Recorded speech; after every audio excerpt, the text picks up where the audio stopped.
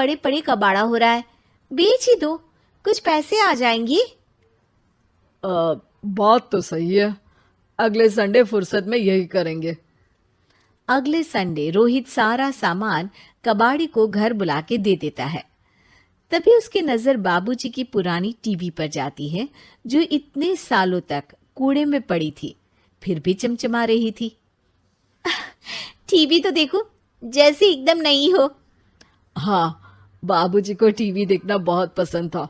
उनका सपना था कि वो टीवी पे आए। एक बार मौका भी था जब वो अपने गांव के गाने सुनाने किसी चैनल पर जाने वाले थे, पर मैं और मेरा भाई लड़ पड़े और बाबूजी को घर पर ही रुकना पड़ा। चला के देखें क्या? हाँ हाँ, क्यों नहीं, देख लेते हैं, पर शायद ही चले।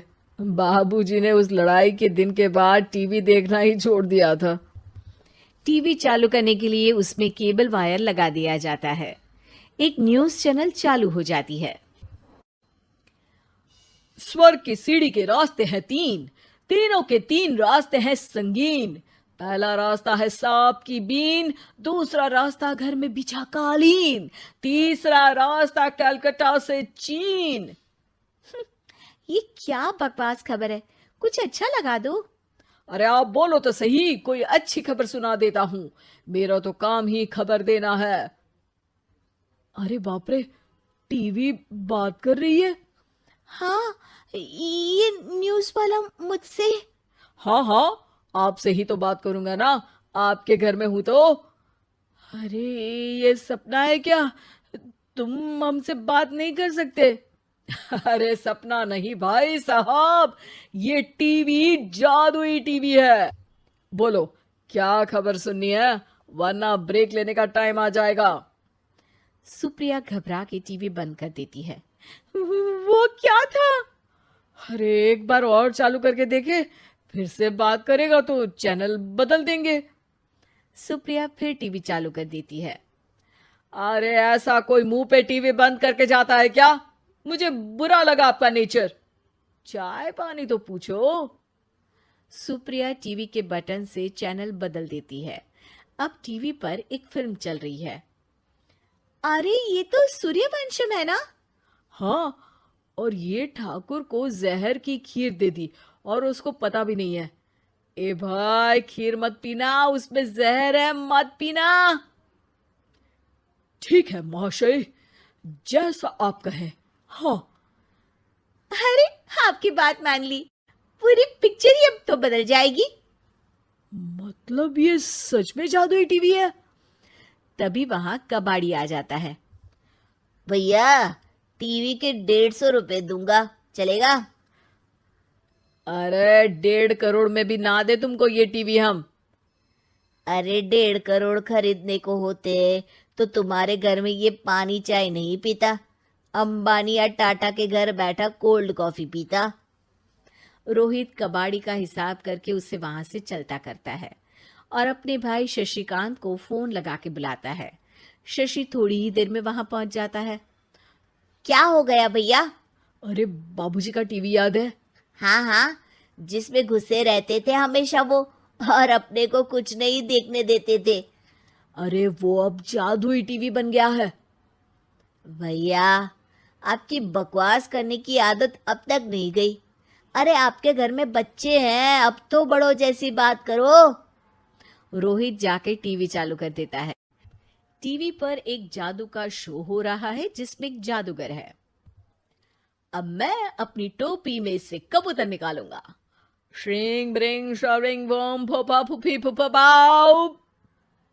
टीवी से कबूतर निकलता है और शशिकांत के सर पर आकर बैठ जाता है। भैया ये क्या हो रहा है, भैया इसे उड़ाओ। ए कबूतर, जा जा, कबूतर चल निकल। अब मैं टोपी में से सांप सुनते ही शशिकांत कांप जाता है और भाग के टीवी बंद कर देता है। भैया सॉरी भैया, मैं समझ गया ये सच में जादुई टीवी है, पर एक बार और ट्राई करते हैं। पर भाभी कोई दूसरा चैनल लगाओ हाँ, जिसमें डर ना लगे। सुप्रिया टीवी चला देती है और न्यूज लगा देती है। अरे कितने दिनों बाद मुझे याद आया।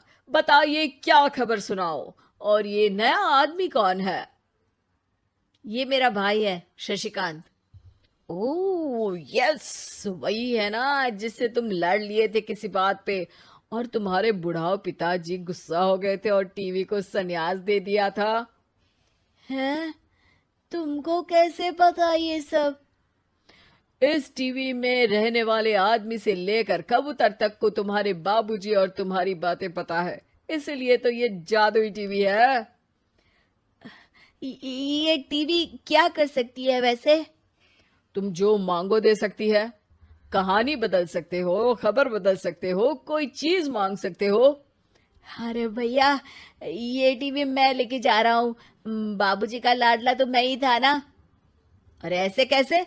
मैं बड़ा बेटा था। अब तक मेरे घर में टीवी थी ना। अब तक कहाँ गए थे पिताजी के लाडले? तुम्हारी गलती का एहसास भी है।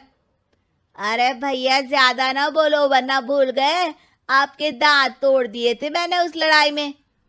मेरी बीवी के सामने मेरी बेइज्जती करता है। रुक। दोनों भाई हाथापाई पे उतर जाते हैं। रुक, बताता हूं तुझे कि कौन बड़ा है।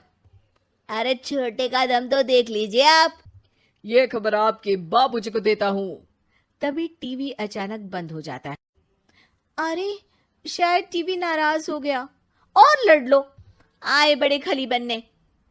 टीवी से एक तेज रोशनी निकलती है और टीवी में बाबूजी दिखाई देते हैं। बापूजी आप? इतना चकरा क्यों रहा है? अपने बाप को नहीं पहचानता क्या? ये तो ऐसा ही है बाबूजी। प्रणाम बाबूजी। अरे चुप कर, तुम दोनों ही उल्टे हो। तुम्हारी वजह से मैंने टीवी में आने के सपने को छोड़ दिया, तुम्हारी लड़ाई की वजह से। और तो और, जितना मैं अपनी बीवी को नहीं देखता था उतना टीवी को देखता था, वो भी छोड़ दिया तुम दोनों की लड़ाई की वजह से।